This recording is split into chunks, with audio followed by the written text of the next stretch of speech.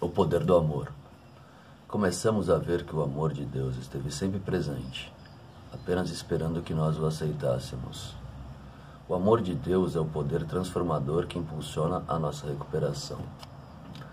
Com este amor, encontramos a liberdade do ciclo sem esperança e desesperado do uso, ódio de si mesmo e mais uso. Com este amor, nossas vidas, antes sem objetivo, adquirem sentido e propósito. Com este amor, nos são dadas a direção interna e a força que precisamos para iniciar a nova maneira de viver. Caminho do bem. Com este amor, começamos a ver as coisas de modo diferente, como se tivéssemos novos olhos. Ao examinarmos as nossas vidas com os olhos do amor, fazemos uma descoberta que pode ser surpreendente.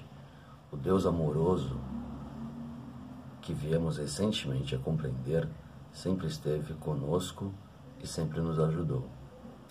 Lembramos de momentos em que havíamos pedido pela ajuda de um poder superior e que esta nos foi dada. Lembramos, inclusive, de momentos em que não havíamos pedido tal ajuda, mas que nos foi dada assim mesmo. Descobrimos que um poder superior, amoroso, tomou conta de nós o tempo todo, preservando as nossas vidas até o dia de hoje, em que podíamos aceitar este amor por nós mesmos. O poder do amor sempre esteve conosco. Hoje sentimos gratidão por ter sobrevivido tempo suficiente para nos tornarmos conscientes da presença deste amor em nosso mundo e em nossas vidas. Sua vitalidade inunda nosso ser, guiando nossa recuperação e nos mostrando como viver. Só por hoje eu aceito o amor de um poder superior em minha vida, estou consciente da orientação e da força desse poder dentro de mim. Hoje eu peço isso para mim. Poder do amor. O amor não tem como negar que ele tem um poder, né, meu? Inúmeros movimentos culturais, né, inúmeras manifestações religiosas, elas pregam basicamente o amor, né? Isso é muito mais agradável, né, se receber um elogio do que se receber uma ofensa, né?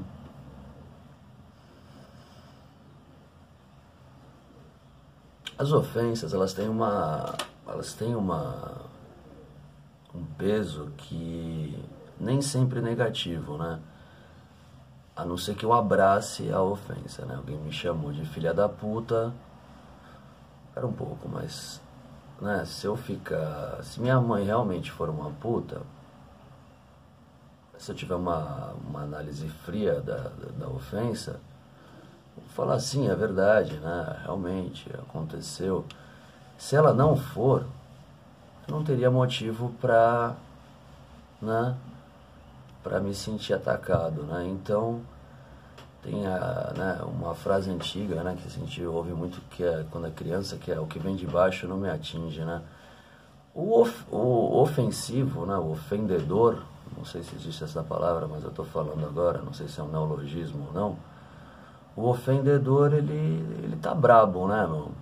A não ser que seja aquela mula, né, aquela brincadeira entre amigos, né? E aí, seu tetudo, seu gordo, seu pá, ou seu magrelo, ou seu burro, né? Mas entre amigos que tem aquela maior intimidade, então não tem aquele peso, né, de uma ofensa, de um hater de internet, por exemplo, que vai pegar muito pesado, ou, não sei, né, de uma pessoa. Mas o amor, então, ele tem um poder, né, que a ofensa... A ofensa pode ter também um papel, né, no jogo sexual, né, sabe, numa provocação, né, assim, para ter um tesão e tudo. Mas o carinho, né, o cafuné, os tapas têm um poder? Tem, né? Um puta de um poder. Tapa, amarra, bate, né? Soca forte, tudo. Mas o carinho, o cafuné, né? Acender um cigarro pra parceira, sabe? Trazer um alimento, um lanche, uma refeição, né? Muito mais, né? Ainda mais se for uma relação de projetar, de ter filhos e tudo, né? O homem muito másculo, né? Ele assusta, né, a fêmea, né? Porque esse macho ele pode ser agressivo também com seus filhotes, né? E o homem muito fraquinho, ele não tem aquela atração da fêmea, né? Porque ele não tem como ser dominante, não tem como ser alfa, né? Agora, encontrar o caminho é muito difícil, né? Muito difícil, né? Ele é algo que, talvez com o tempo, com o amadurecimento, eu vá encontrando, né? Assim, até a fisionomia de rostos, né? Mulheres são muito atraídas por rostos quadrados, né? Porque ele tem uma proeminente o maxilar, né? Porque isso indicaria traços de testosterona, né? Traços de boa alimentação, né? Você está sempre mastigando uma carne, você vai desenvolvendo a musculatura aqui do rosto, né? Essa parte aqui, o rosto quadrado. Mas também pode acontecer algo, um rosto muito quadrado, ele pode ser um indicador de um macho muito agressivo, né? Para os seus filhotes e tudo, que não seria capaz assim de dar aquele amor que é fundamental, né? O recém-nascido, o bebê, a criança, ela é basicamente alimentada emocionalmente pelo amor, né? São as informações mais registradas no cérebro, né? Ela precisa daquela orientação amorosa e carinhosa para poder estar tranquila para conseguir obter os outros conhecimentos intelectuais, né? Então, uma música calma, né? Aquele passar limpar entre os dedinhos da criança, né? Sabe? Limpar o bumbumzinho, limpar a genitália. Isso precisa de uma dedicação, sabe?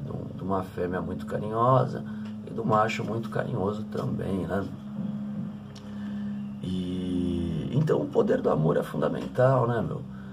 Tem estudos que falam que plantas, né? Eu vou poder testar meu amor aí pelo meu cuidado com essas plantas aqui, por exemplo, né? Se vocês que acompanham o canal verem que elas estão bem cuidadas, que elas estão florescendo, tem um estudo, não é um pensamento mágico, né? Porque tem que se tomar muito cuidado quando se fala em Deus para não cair num pensamento mágico, né? Assim, uma pessoa que fala de energia de uma maneira que ela não consiga... Ah, a energia é muito boa. Ah, você tem uma energia muito boa. Porra, né? Não, eu cuido da minha aparência, eu procuro escovar os dentes, eu procuro, sabe, tomar um sol, me alimentar, me nutrir. Então, exatamente uma energia muito boa. Existem cuidados... Existe uma fluência na fala, na oralidade, na dicção, que talvez emanem uma energia muito boa, né? Ah, sua casa tem uma energia muito boa, né? A casa de aquele motor. Não, pera um pouco, tem uma decoração, né? Tem uma limpeza, tem um asseio, né? Tem todo um investimento de esforço para que isso seja exatamente energia, né? Então, quando falar de Deus... eu pretendo muito não cair num pensamento mágico, né? Mas que ele é transformador e impulsiona a recuperação, disso não há princípios acima de personalidade, né? O que eu tenho a dizer sobre isso? Se eu não tiver um poder superior, muito provavelmente serei eu a força de maior inteligência, né? Aqui nesse lugar aqui que eu estou habitando, tal, né? Eu sou o ser humano, eu sou eu não conheço o pensamento do outro, né? Não estou dentro da cabeça do outro, só posso julgar pela aparência, pela fala e pelas atitudes, principalmente, né? Mas assim, transcender e acreditar num poder superior, ele é muito saudável, né? As pessoas mais longevas, elas geralmente elas acreditam em Deus, né? Que nem a minha avó, ela tem o hábito de rezar o terço inúmeras vezes por dia, né? 4 vezes ao dia, mais exatamente, né? Uma de madrugada, uma de manhã, uma de tarde e uma à noite. Para uma pessoa ateia, isso é uma perda de tempo, é uma tolice, né? Uma tolice de uma pessoa enganada, né? Mas se eu tiver uma visão um pouco mais além, neurocientista do terço, e uma visão. É uma ótima forma de meditação, né? São palavras que são repetidas, positivas, inúmeras vezes, que vai acontecendo o que? Vai acalmando a minha avó, né? E vai deixando ela mais forte, a sua psique, para ela consiga fazer suas atividades diárias e aceitar que perdeu o filho, aceitar que perdeu o meu avô, o marido dela, né? Aceitar que eu sou um cara problemático, aceitar que a minha mãe é uma problemática também, aceitar que ela também é uma problemática. E assim, é muito difícil eu chegar para minha avó e falar que ela nunca mais vai ela nunca mais vai ver o filho que morreu, né? Muito difícil. Como que eu vou falar? Vó, você nunca mais vai ver o Beto. Nunca mais. Acabou, fudeu, morreu, tá enterrado. É um negócio que, né, é complicado se você botar em inúmeras outras escalas, né, meu? Né, o negócio... Né, como que eu vou... fiquei até sem palavras agora, né, mas... Né, saudade é arrumar o quarto do filho que já morreu, é uma frase muito bonita de uma música do Chico, né, que fica mais, não só confortável, como esclarecedor, né, a possibilidade do encontro depois da morte, né.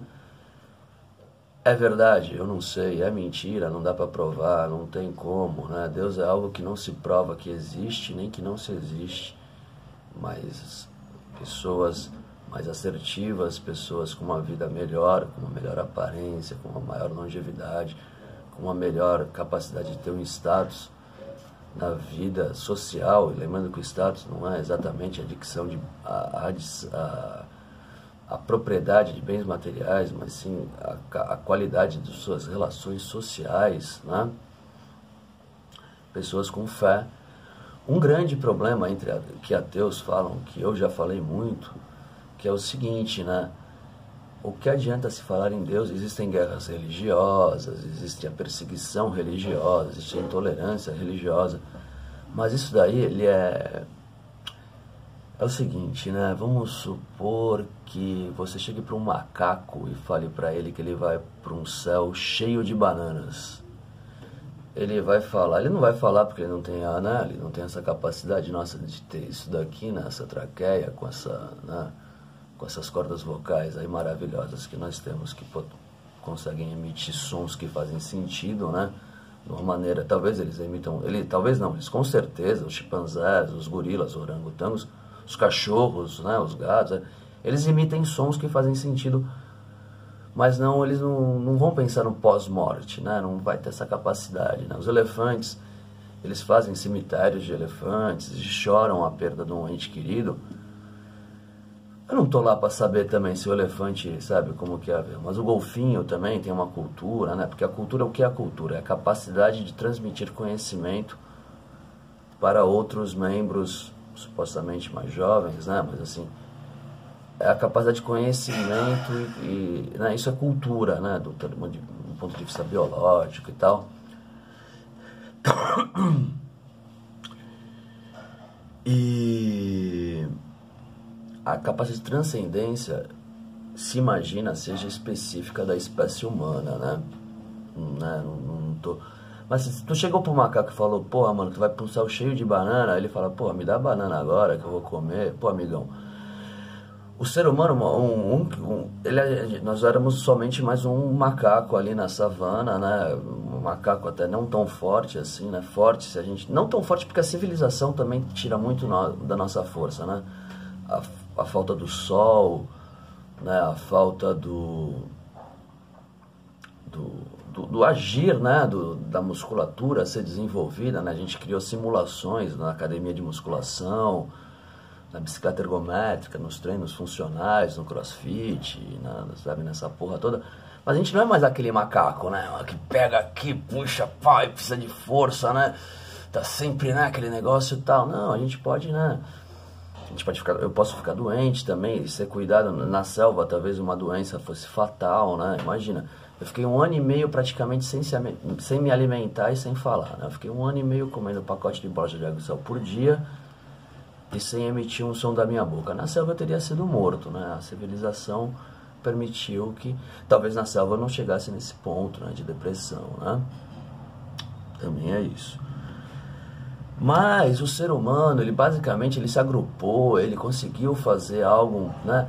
Porque eu sou um macaco aqui que acho que vou pro céu, então vamos todo mundo que tá aqui, vamos pro céu junto, né? A gente vai, a gente tem essa mesma fé, esse mesmo grupo de características identitárias, né? Assim, sabe, não só aceitação, mas como de identificação, né?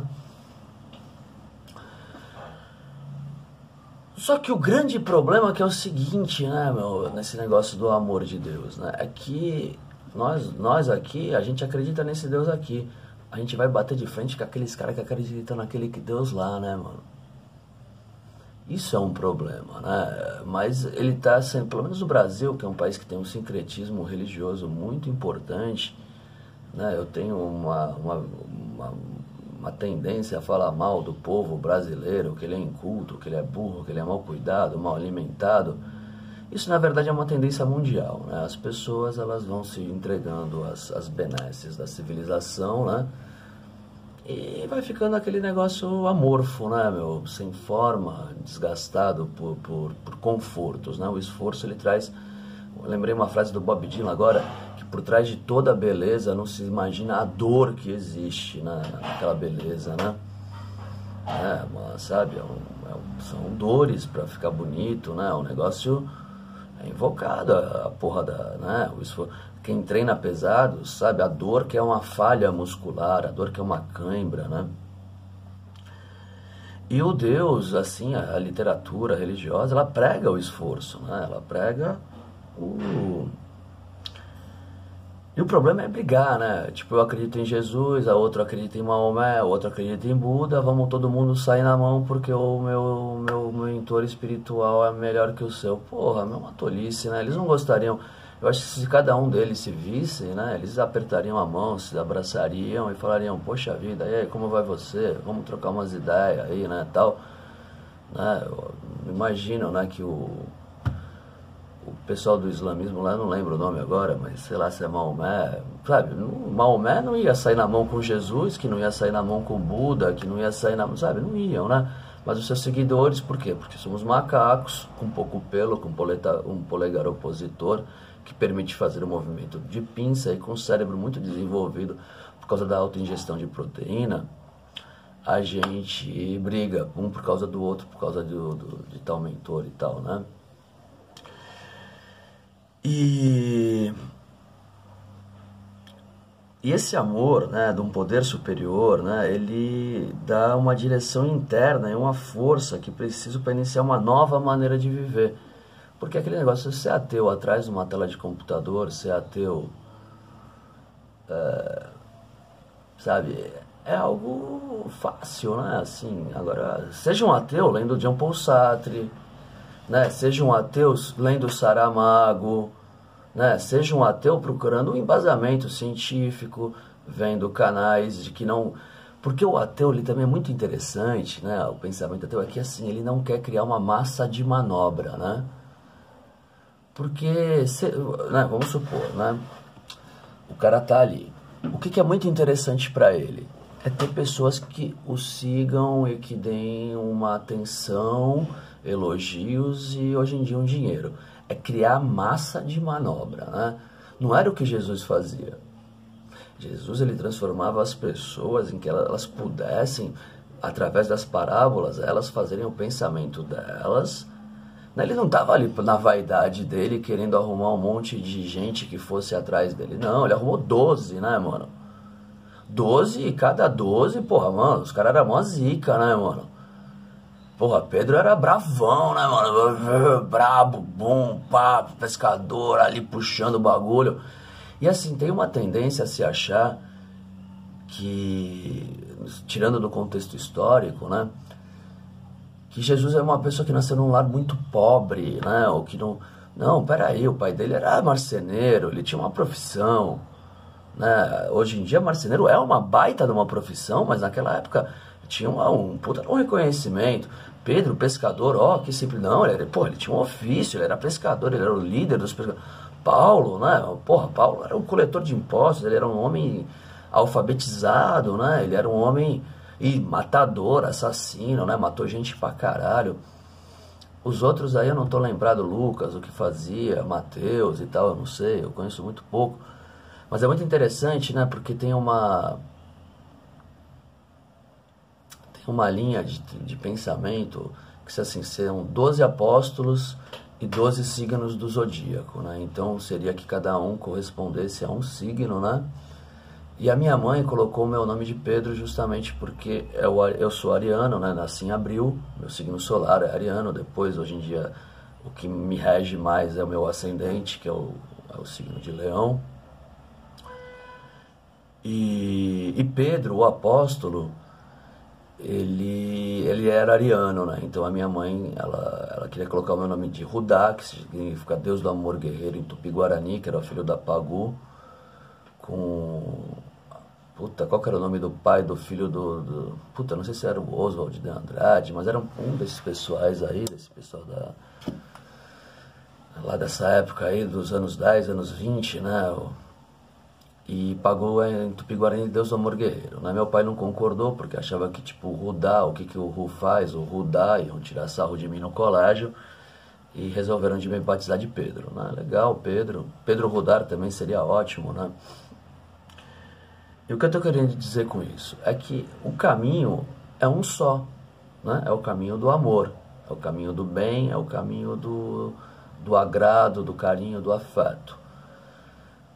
Só que o ser humano é falho, o ser humano ele é brabo, né? Então ele é bravo, ele é violento, né? Eu gosto muito de uma frase do John Lennon que assim, eu luto pela paz por eu ser um ser humano extremamente violento, né? Então isso é maravilhoso, né? Que coisa sensacional, né, meu? E com este amor, começamos a ver as coisas de modo diferente, como se tivéssemos novos olhos, né? E ao examinarmos as nossas vidas com os olhos do amor, fazemos uma descoberta que pode ser surpreendente. O Deus amoroso que viemos recentemente a compreender sempre esteve conosco. Isso é ótimo, né, meu? Isso é ótimo. É maravilhoso isso, né, meu? Sempre esteve comigo, só esperando que eu tivesse os olhos. Ele pode existir ou não existir, né? Eu não preciso ter uma fé provada, assim, eu não preciso ter uma fé provada. Eu não preciso de evidências científicas. Eu preciso apenas da possibilidade de me permitir transcender e acreditar em algo que seja maior do que eu. Sabe? Pode ser o sol. Não, o sol sempre foi muito venerado pelas culturas antigas, porque pô, a pessoa percebe aquela potência do sol, né? O sol está aqui batendo um pouco na minha perna, ele está esquentando o meu corpo, né? O sol é responsável pela fotossíntese, né? O sol, ele né? Vê se não me esquece, né? A melatonina produzida na pele, o sol é maravilhoso, né? O sol é em si, né? Algo, poxa vida, então o Deus Sol, né? A Deus Lua, né? O Deus, o mar, né? Sabe? Pô, é algo muito maior do que eu. Né? O sol, o tamanho do sol. O sol, ele tá aí desde que essa porra toda começou. Eu vou morrer, ele vai continuar. Ele não tá nem aí pra mim se eu tô feliz, se eu tô triste. Ele continua ali, né? A impressão é que ele nasce, põe. Na verdade, não é isso, né? Ele tá ali parado e a gente que tá girando em torno do sol. Mas até entender isso foi uma caralhada de tempo, né? Então, existe a possibilidade de que Deus exista e um dia seja provado pela ciência, né? Porque a ciência, antigamente, ela não tinha as provas de tudo que hoje em dia ela tem. Então, mais para frente, pode ser que exista E Pascoal, Pascoal, ele é um cientista, um filósofo fenomenal, né? E ele chegava à conclusão de que era o seguinte, né, meu? Deus pode existir ou não existir, né? Mas vai que tenha, né? E se tiver Deus? Aí, puta que pariu, fudeu. Porque assim, uma vida, né? Vamos supor, uma vida de 30, 40, 50, 60, né, 100 anos de idade, aí se você tiver uma vida muito longeva, 120, né, que é a especulação da ciência para uma vida mais estendida possível, ou seja, 120 anos, né, que os nossos telômeros, que é uma parte do gene que vai se desgastando a partir da cópia dele, né? Mas vamos lá, né? 120 anos, comparado com uma eternidade, o que é? O que é 120 anos comparado com uma eternidade? Pense, uma eternidade no inferno. Antigamente eu era uma pessoa muito herética, né? Eu falava, pô, é melhor eu passar a eternidade no inferno do que não existir nada. Opa, eu estava equivocado, né? Imagina ficar a eternidade ardendo em fogo ou a eternidade num frio desconcertante. Porra, né? Uma tolice, né? O que eu falava, né? Muito melhor ir pro céu. Então vai que exista Deus e Ele julgue as pessoas, Ele mande elas. É melhor seguir o caminho do bem, amigão. Uma temporada na cadeia já é muito difícil. Agora uma eternidade numa cadeia, imagina uma eternidade. Dia após dia, sucessivos infinitos. Né? É algo realmente, né, muito complicado, né? E é isso, né? Eu estou me estendendo hoje porque ontem eu recebi elogios muito grandes do meu pai. Eu encontrei ele na praia, né? Ele falou que ele estava muito satisfeito com os vídeos que eu estava fazendo, né? Que são vídeos bons então hoje eu escolhi ele como público-alvo, né? E o meu vizinho aqui também, o Felipe, né? O meu pai e o Felipe são o público-alvo do vídeo de hoje, né? Que são pessoas que tiveram uma criação ateia, que tiveram e sempre seguiram um caminho. Meu pai é um pouco mais rebelde, talvez como o apóstolo Paulo, né? Não tão forte e bravo quanto Paulo, mas e o Felipe, ele tem eu vejo que depois que morreu o pai dele, ele está mais maleável nessa questão de existir ou não Deus, né? Eu estou usando eles dois como público-alvo, né? Hoje dessa reflexão diária, né? Já tive problemas com o Felipe aqui, que ele sempre resolveu da maneira mais amistosa possível. Eu fui agressivo, né? Eu pulei dentro da casa dele, né? Por paranoias minhas, e ele teve um discernimento de que, sabe, eu não estava bem da cabeça e de que, sabe, ele foi muito compreensível, amoroso e carinhoso comigo. Agradeço, Felipe, né? Ele mandava cartas quando eu estava preso, né? A mãe dele me mandou cigarro, inclusive. E eu, nas minhas paranoias aqui, eu fiquei muito agressivo com eles, né? Não fui violento, mas eu pulei dentro da casa dele para pegar o computador dele, porque eu imaginava que ele estivesse falando mal de mim pela internet, né? Olha só o que são os horrores da dicção, né? Os horrores da dicção.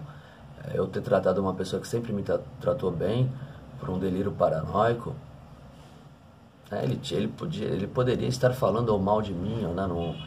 Isso daí não deveria estar também, né? Porque eu vejo, ele é meio sonso, mas isso é normal, a pessoa ser sonsa, ninguém tem a obrigatoriedade de olhar, sabe? É uma assertividade que às vezes é difícil de ter, né? Assim, ele é muito inteligente, o Felipe é brilhante nos seus pensamentos. E quando ele se candidatou a vereador, eu também dei um certo apoio a ele, o que eu pude, né? Um pouco poder de influência, mas eu tentei, sabe, falar sobre ele.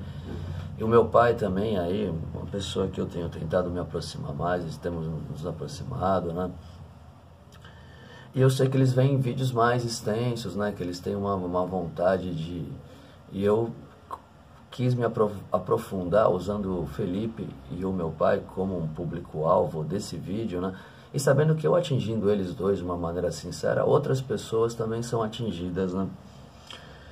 E lembrar que o poder amor sempre esteve comigo, né? Hoje eu sinto gratidão por ter sobrevivido o tempo suficiente para me tornar consciente da presença desse amor no meu mundo, né, Realmente, né? Já foram alguns atentados contra a minha vida, né? Assim, eu tomei uma facãozada na cabeça quando eu tinha... Não sei se dá para mostrar aqui no vídeo, mas... Olha lá, se pegar, não sei se está pegando, mas ó... Tinha 14 anos de idade, já tomei uma facãozada, já, sabe? E mais algumas outras vezes aí, sabe? E nunca ninguém deu tiro em mim, né? Eu também não sou assim um bicho tão perigoso, nem zica, nem nada, né? Mas as pessoas meio que me assustam com o meu jeito de ser, né? É um negócio complicado. E a vitalidade dessa descoberta, né, inunda o meu ser, guiando a minha recuperação e mostrando como eu viver, né? Só por hoje eu aceito o amor de um poder superior em minha vida, estou consciente da orientação e da força desse poder dentro de mim. Hoje eu peço isso para mim. E mais uma, né, Jung chamava de sincronicidade, né, mas está acabando o tempo no telefone celular, né, porque o vídeo está muito extenso. A memória dele, apesar de ser muito grande, ser um telefone muito bom, né, eu tenho outros vídeos antigos, e ele está chamando aqui, ó, eu chego no Só Por Hoje, que são os finais do vídeo. Um vídeo é de 30 minutos, né, mais de 30 minutos. E o telefone está chamando, né? Então seria a sincronicidade, né, da teoria de Jung, né? Que quando as coisas estão indo num caminho direcionado, bem direcionado, e um caminho, né, um caminho afetivo, amoroso e do bem, né? E tenho vontade de falar de Jung, as poucas coisas que eu sei dele, né? Eu estava vendo ontem que ele estava num país que não era o dele, e uma pessoa foi fazer uma leitura de palitos para ele, né? E previu com exatidão o que aconteceria 2 anos depois na vida dele, né? Jung não é um tolo, né, meu? Ele escreveu O Homem e Seus Símbolos, ele revolucionou a psicologia, a psiquiatria, a filosofia, né? E se é bom pro Jung, por que não vai ser bom pra mim, né, mano? Tá ligado? I Ching, Tarô, Cabala, Bíblia, Alcorão, Evangelho, meditação. É bacana, cara, sabe? O ateu, ele